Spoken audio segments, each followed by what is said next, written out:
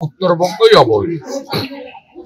উত্তরবঙ্গ থেকে পরিযায়ী শ্রমিক বেশি, উত্তরবঙ্গে চা বাগান বেশি বন্ধ হয়েছে, উত্তরবঙ্গে বালি পাথর গাছ বেশি পাচার হচ্ছে, নদীগুলোর অস্তিত্ব উত্তরবঙ্গে শেষ করে দেওয়া হয়েছে, উত্তরবঙ্গের হসপিটালগুলোর বেহাল অবস্থা।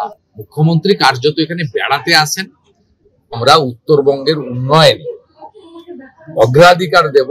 আমাদের স্লোগান এটাই থাকবে, বন্ধ চা বাগান খুলতে হবে, পাহাড়ে তরাইতে ডুয়ার্সে ট্যুরিজমকে অগ্রাধিকার দিতে হবে, স্বাস্থ্য শিক্ষার পরিষেবা বাড়াতে হবে, আইআইটির মতো এইমস এর মতো অর্গানাইজেশন এখানে আনতে হবে, বর্ডারকে আরো সুরক্ষিত করতে হবে যাতে অবৈধ অনুপ্রবেশকারী না আসতে পারে।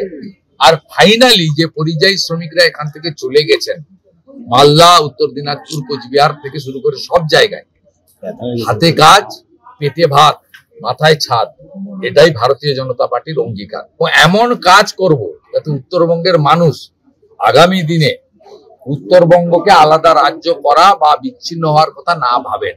তারা তো এটা বলেন অভিমান থেকে, স্বাধীনতার এতদিন পরে তাদের অধিকার তারা পাননি বলে।